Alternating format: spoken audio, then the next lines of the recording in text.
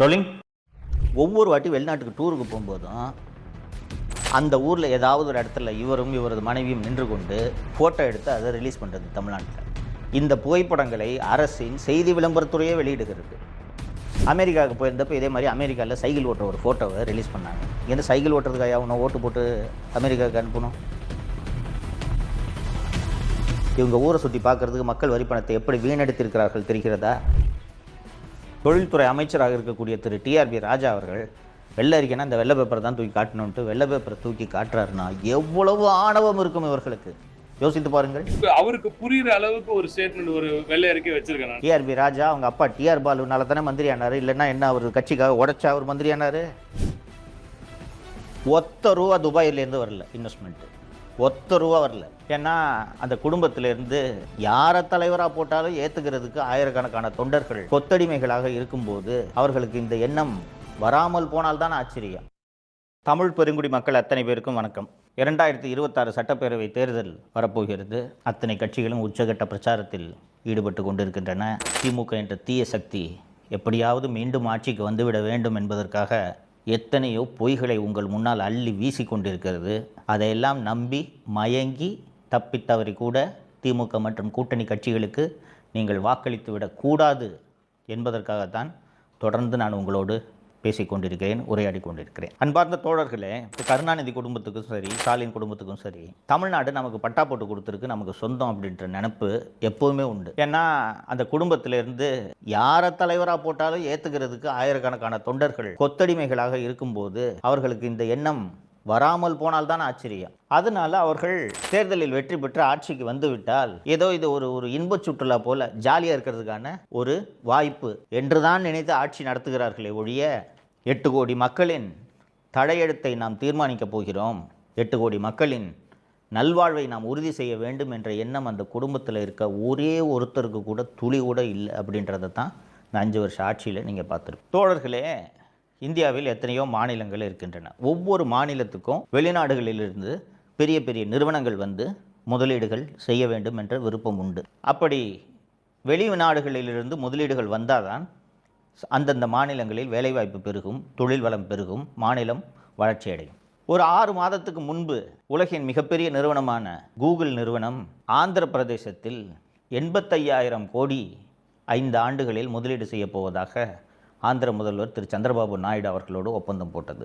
Google நிறுவனத்தை தொடர்ந்து Amazon உள்ளிட்ட பல்வேறு நிறுவனங்களும் ஆந்திராவில் முதலீடு செய்ய போவதாக அறிவித்திருக்கின்றன. கூகுள் நிறுவனத்தின் சிஇஓவாக யார் இருக்கிறார் என்பது உங்கள் அத்தனை பேருக்கும் தெரியும். தமிழர், நம்ம ஊருக்காரர் சுந்தர் பிச்சை. அப்படிப்பட்ட சுந்தர் பிச்சை முதலீடு செய்வதற்கு தமிழகத்தை தேர்ந்தெடுக்காமல் ஏன் ஆந்திராவை தேர்ந்தெடுத்தார்? ஏனென்றால் ஆந்திராவில் முதலீடு செய்வதற்கு ஏற்ற மாதிரியான சூழலை அந்த மாநில அரசு உருவாக்கி வைத்திருக்கிறது. முதலீடுன்றது என்ன? எதற்காக முதலீடு செய்ய போகிறார்கள்? ஒரு முதலாளி ஒரு மாநிலத்தில் சில 100 கோடிகளை, சில 1000 கோடிகளை முதலீடு செய்கிறார் என்றால் நிம்மதியாக தொழில் பண்ணி அதுலேருந்து நமக்கு லாபம் வரணுன்றது தான் அவரோட நோக்கமாக இருக்குமே ஒழிய அந்த மாநிலத்தை வளர்க்கணுன்றது அந்த மாநில அரசின் நோக்கமாக இருக்க வேண்டும். திராவிட மாடல் ஆட்சி பதவிக்கு வந்தவுடன் முதல் ஆண்டிலேயே 2022 துபாய்க்கு முதலீடுகளை வரவேற்பதற்கென்று சுற்றுப்பயணம் போனார்கள். இந்த சுற்றுப்பயணம் போகிறதுக்கு தொழில்துறை செயலர் அல்லது தொழில்துறை அமைச்சர் அனுப்பி வச்சிருந்தாலே அவங்க போய் பார்த்துட்டு முதலீடு எல்லாத்தையும் கொண்டு வந்திருப்பாங்க. நான் ஏற்கனவே ஆந்திர முதலீடு பற்றி சொன்னேன். சந்திரபாபு நாயுடு அமெரிக்காவுக்கு போய் கூகுள் நிறுவனத்தை சந்தித்து சுந்தர் பிச்சையை போய் பார்த்து இங்கே வந்து முதலீடு பண்ணுங்கலாம் கூப்பிடல. அந்த மாநிலம் சிறந்த மாநிலம் என்று அந்த நிறுவனம் தேடி வந்து ஆந்திராவில் முதலீடு செய்தது. ஆனால் திராவிட மாடல் குடும்பம் நாங்கள் போய் முதலீடை வரவேற்கிறோம்னு சொல்லிட்டு எங்கே போனாங்கன்னா துபாய்க்கு போனாங்க. துபாய்க்கு எப்படி போனாங்கன்னா 22 மார்ச் 2022 உதயநிதியும் அவங்க ஃப்ரெண்ட்ஸ் எல்லாம் ஃபஸ்ட்டு போயிட்டாங்க. 23 மார்ச் 2022 அன்று சபரீசன், அண்ணா நகர் கார்த்தி அவங்க ஒரு செட்டு போயிட்டாங்க. அதற்கு பிறகு தனி விமானத்தில் முதல்வர், துர்கா ஸ்டாலின், அதிகாரிகள் எல்லாம் தனி விமானத்தில் பேரம் பேத்தி நண்டு சிண்டு இந்த திமுக குடும்பத்தில் இருக்கிற அத்தனை பேரும் தனி விமானத்தில் துபாய் சென்று இறங்கினார்கள். கிட்டத்தட்ட ஒரு வாரத்திற்கு மேல் துபாயில் ஆட்டம் போட்டது இந்த குடும்பம். வேறு ஒன்றும் இல்லை. அங்கே போய் ஏஆர் ரஹ்மான் ஸ்டுடியோவை பார்க்குறது, புர்ஜ் காலிஃபா டவரில் ஏறி அங்கே நின்றுக்கிட்டு புகைப்படம் எடுத்துக்கொள்வது, அந்த புகைப்படங்களை வெளியிடுவது என்று கிட்டத்தட்ட இன்பச் சுற்றுலா போல இவர்கள் அந்த முதலீட்டு பயணத்தை நடத்தினார்கள். தோழர்களே, உங்கள் எல்லாருக்கும் தோணும், ஏன் ஒரு முதலமைச்சர் தானே, இவருக்கென்று விடுமுறை எடுத்துக்கொள்ளக்கூடாதா, இவர் துபாய் செல்லக்கூடாதா என்ற கேள்வி உங்களுக்கு எழும். தாராளமாக போகலாம், தவறு கிடையாது. இவங்களுக்கு இருக்க பணத்துக்கு சொந்த காசை செலவு பண்ணிட்டு துபாய்க்கோ அமெரிக்காவுக்கோ உலகின் எந்த நாட்டுக்கோ போய் சுற்றி பார்க்கலாம் இல்லையா? ஆனால் மக்களின் வரி பணத்தில் அரசாங்க காசில் உலகத்தை சுற்றி பார்க்க வேண்டும் என்ற புத்தி இந்த குடும்பத்துக்கு இருக்குதா இல்லையா? அதனால் தான் இதை முக்கியமாக சுட்டி காட்டுகிறேன்.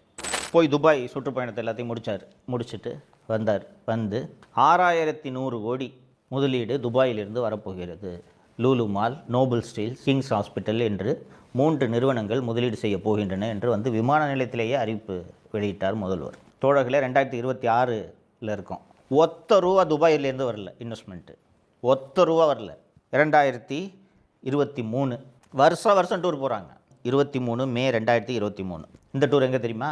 சிங்கப்பூர் மற்றும் ஜப்பான். கடந்த முறை துபாய்க்கு குடும்பத்தோடு சுற்றுலா போனது கடுமையான விமர்சனத்துக்கு உள்ளான காரணத்தால் இந்த வாட்டி என்ன பண்ணிட்டாருன்னா, பேரம்பேத்தி, கொள்ளு பேரன், கொள்ளு பேத்தி இவங்களெல்லாம் கூட்டிகிட்டு போகல. ஃபஸ்ட்டு மாப்பிள்ளை சபரீசன் தனியாக போயிட்டார், உதயநிதி தனியாக போயிட்டார். திரு ஸ்டாலின் மற்றும் அவரது மனைவி துர்கா ஸ்டாலின் மற்றும் படை பரிவாரங்கள்லாம், உளவுத்துறை ஐஜி செந்தில்வேலன், தினேஷ் எல்லாம் சேர்ந்துக்கிட்டு சிங்கப்பூர் மற்றும் ஜப்பான் நாடுகளுக்கு 23 மே 2023 அன்று சுற்றுப்பயணம் சென்றார்கள். சுற்றுப்பயணம் என்ன? முதலீட்டாளர்களை வரவேற்பதற்காக, முதலீடுகளை வரவேற்பதற்காக பயணம் என்று போனார்கள். போயிட்டு வந்து 3000 கோடி ரூபாய் ஜப்பான் மற்றும் சிங்கப்பூரிலிருந்து முதலீடு வரப்போகிறது என்று விமான நிலையத்தில் முதல்வர் அறிவித்தார். தோழர்களே, இதுவரைக்கும் 10 பைசா முதலீடு அங்கிருந்து வரவில்லை. ஐரோப்பாவிலேயே ஒரு நலிவடைந்த பொருளாதாரம் என்று பொருளாதார வல்லுநர்கள் எந்த நாட்டை கூறுகிறார்கள் என்றால் ஸ்பெயின் நாட்டை சொல்லுவார்கள். சரிங்களா? ஸ்பெயினில் பெரிய அளவு தொழில் வளம் எல்லாம் இல்லை. ஐரோப்பாவிலேயே ஒரு ஸ்பெயின் சுற்றுலாவுக்கு நல்ல நாடே ஒழிய இண்டஸ்ட்ரியல் லெவலில் ஜெர்மனி போல் ஸ்பெயின் வந்து ஒரு முதலீடுகளை தொழில் ரீதியாக வளர்ந்த ஒரு நாடு என்று சொல்ல முடியாது. ஸ்பெயினிலிருந்து முதலீடுகளை வரவேற்கப் போகிறேன் என்று 27 ஜனவரி 2024 முதல் 7 பிப்ரவரி 2024 வரை 15 நாட்கள் ஸ்பெயினுக்கு சுற்றுப்பயணம் போகிறார். போயிட்டு வந்து விமான நிலையத்தில் ஒவ்வொரு வாட்டியும் வந்த உடனே இஷ்டத்துக்கு கூசாமல் போய் சொல்கிறது. இந்த வாட்டி எவ்வளோன்னு கேட்டிங்கன்னா 3440 கோடி ரூபாய் முதலீடு ஸ்பெயினிலிருந்து வரப்போகிறது. அந்த முதலீட்டிலிருந்தும் 10 பைசா இது வரைக்கும் வரல. அதற்கு பிறகு ஜனவரி மாதம் 2024 2 டூர். 28 ஆகஸ்ட் 2024 முதல் 12 செப்டம்பர் 2024 வரை எங்கே சுற்றுப்பயணம் சென்றார் என்றால் அமெரிக்காவுக்கு சுற்றுப்பயணம் சென்றார். அமெரிக்காவுக்கு சுற்றுப்பயணம் சென்றார் என்றால் அங்கே போய் முதலீட்டாளர்களை வரவேற்க அப்படின்ட்டு தானே நமக்குலாம் கதை சொல்கிறாங்க. அங்கே போய் என்ன வேலையை பார்த்தாரு தெரியுமா? ஐஃபோன் தயாரிக்கக்கூடிய ஆப்பிள் நிறுவனத்தை போய் சுற்றி பார்க்குறாரு, கூகுள் நிறுவனத்தை சுற்றி பார்க்குறாரு. அமெரிக்காவில் இருக்கக்கூடிய முக்கியமான தொழில் நிறுவனங்கள் எல்லாம் போய் டூரிஸ்ட் மாதிரி போய் சுற்றி பார்த்து விட்டு வந்து விமான நிலையத்தில் 7516 கோடி ரூபாய் முதலீடு அமெரிக்காவிலிருந்து வருகிறது என்று அறிவித்தார். இந்த முதலீட்டிலிருந்தும் 10 பைசா இது வரைக்கும் வரல. இதில் என்ன விசேஷம் கேட்டிங்கன்னா, ஒவ்வொரு வாட்டி வெளிநாட்டுக்கு டூருக்கு போகும்போதும் அந்த ஊரில் ஏதாவது ஒரு இடத்துல இவரும் இவரது மனைவியும் நின்று கொண்டு ஃபோட்டோ எடுத்து அதை ரிலீஸ் பண்ணுறது தமிழ்நாட்டில். இந்த புகைப்படங்களை அரசின் செய்தி விளம்பரத்துறையே வெளியிடுகிறது. அமெரிக்காவுக்கு போயிருந்தப்போ இதே மாதிரி அமெரிக்காவில் சைக்கிள் ஓட்டுற ஒரு ஃபோட்டோவை ரிலீஸ் பண்ணாங்க. இங்கேருந்து சைக்கிள் ஓட்டுறதுக்காக அவனை ஓட்டு போட்டு அமெரிக்காவுக்கு அனுப்பணும்? யோசிச்சு பாருங்கள். இப்படிப்பட்ட ஒரு முதல்வர் தேவையா நமக்கு? அதற்கு பிறகு கடைசி சுற்றுப்பயணம் 30 ஆகஸ்ட் 2025 முதல் 8 செப்டம்பர் 2025 வரை 8 நாட்கள் சுற்றுப்பயணமாக ஜெர்மனி மற்றும் இங்கிலாந்துக்கு சுற்றுப்பயணமாக முதல்வர் அவரது குடும்பத்தோடு மனைவி திருமதி துர்கா ஸ்டாலின் மற்றும் செந்தில்வேலன் படை பரிவாரங்களோடு சென்றார். இந்த முறை ஐரோப்பிய சுற்றுப்பயணம், இந்த ஜெர்மனி மற்றும் UK சுற்றுப்பயணம் முடிந்த பிறகு வந்து இவர்கள் அறிவித்த முதலீடு எவ்வளவு தெரியுமா? 15000 கோடி ரூபாய்க்கு முதலீடு ஜெர்மனி மற்றும் இங்கிலாந்திலிருந்து வரப்போகிறது என்று அறிவித்தார்கள். இதுக்கு நடுவில் ஒரு தமாசெல்லாம் பண்ணாங்க. ஆக்ஸ்போர்டு பல்கலைக்கழகத்தில் பெரியாரின் படம் நிறுவப்பட்டது என்று ஒரு பெரியாரோட ஃபோட்டோ வச்சு அந்த புகைப்படங்களை எல்லாம் வெளியிட்டார்கள். அந்த ஆக்ஸ்போர்டு பல்கலைக்கழகம் வந்து எல்லாமே இன்டர்நெட்டில் அந்தோட டீட்டெயில்ஸ் எல்லாம் அவைலபிள். ஆக்ஸ்போர்டு பல்கலைக்கழகத்துக்கு உள்ளேயே பல்வேறு கல்லூரிகள் இருக்கின்றன. அந்த பல்வேறு கல்லூரிகளுக்கென்று அரங்கங்கள் தனியாக இருக்கின்றன. ஒரு ஹால் இருக்குன்னு வச்சுக்கோங்களேன். அந்த அரங்கங்களில் உலகில் எந்த அமைப்பை சேர்ந்தவர்கள் வேண்டுமென்றாலும் அந்த அரங்கத்தை வாடகைக்கு எடுத்து லெக்சர் நடத்தலாம். ஃபார் எக்ஸாம்பிள், நீங்கள் ஜெனட்டிக் சயின்ஸில் ஒரு புதிய தியரியை நீங்கள் கண்டுபிடிச்சிருக்கக்கூடிய ஒரு விஞ்ஞானின்னு வச்சுக்கோங்களேன். இந்த ஜெனட்டிக் சயின்ஸ் பற்றி நான் ஒரு பேப்பரை ப்ரெசென்ட் பண்ணுறேன் அப்படின்ட்டு இந்த ஜெனட்டிக் சயின்ஸ் சம்மந்தமாக படிக்கக்கூடிய மாணவர்கள் ஆராய்ச்சியாளர்கள் வந்து இந்த லெக்சரை அட்டென்ட் பண்ணலாம் அப்படின்ட்டு நீங்கள் அந்த ஹாலை வாடகைக்கு எடுத்துக்கலாம். சரிங்களா? அப்போது அந்த ஆக்ஸ்ஃபோர்டு பல்கலைக்கழகத்திலேயே ஜெனட்டிக் சயின்ஸ் பற்றி படிக்கக்கூடிய மாணவர்கள் உங்களோட லெக்சரை, நீங்கள் முக்கியமான ஆளாக இருந்தீங்கன்னா வந்து அந்த லெக்சரை அட்டன் பண்ணுவாங்க. சில லெக்சர்ஸ்க்கெல்லாம் டிக்கெட் கொடுத்து வாங்கணும். உங்களோட லெக்சரை, நீங்கள் முக்கியமான ஆளாக இருந்தீங்கன்னா வந்து அந்த லெக்சரை அட்டன் பண்ணுவாங்க. சில லெக்சர்ஸ்க்கெல்லாம் டிக்கெட் கொடுத்து வாங்கணும். ஓகேங்களா? இது போல் ஆக்ஸ்ஃபோர்டு பல்கலைக்கழகத்தில் ஒரு ஹாலை வாடகை எடுத்து ஒரு சாதாரண ஸ்டாண்ட் இருக்கும் தெரியுமா, புகைப்படங்கள்லாம் வைக்கிற மாதிரி, இறந்து போனவங்களுக்கெல்லாம் அஞ்சலி செலுத்துறதுக்கு ஒரு புகைப்படம், ஒரு ட்ரைபாடு மாதிரி வச்சு அதில் ஒரு ஃபோட்டோ வைப்பாங்கல்ல, இது மாதிரி 1500 ரூபாய்க்கு ஒரு பெரியார் ஃபோட்டோவை வாங்கி அந்த ஹாலை வாடகைக்கு எடுத்து அங்கே போய் இவரை கோட்டு சூட்டு போட்டுக்கிட்டு பேசுகிற மாதிரி இவரை பேச வச்சு அதில் ஒரு ஃபோட்டோ வச்சு ஆக்ஸ்ஃபோர்டு பல்கலைக்கழகத்தில் பெரியார் படத்தை முதல்வர் நிறுவினார் என்று இதற்கு ஒரு பொய்யை சொன்னார்கள். இப்படிப்பட்ட ஒரு கேவலமான கட்சியையோ கேவலமான அரசையோ பார்த்துருக்கிறீர்களா? இந்த வேலையை பண்ணுறதுக்கு மக்களோட வரிப்பணம் கோடிக்கணக்கில் செலவிடப்பட்டிருக்கிறது. நான் இந்த 5 வருஷமாக இவர்கள் போன இந்த டூரோட பட்டியல் எல்லாம் நான் ரெகுலராக இப்போ படித்தேன், பார்த்துருப்பீங்க. மக்களே, இந்தியாவில் எல்லா மாநிலங்களுக்கும் வெளிநாடுகளிலிருந்து முதலீடு வருகிறது.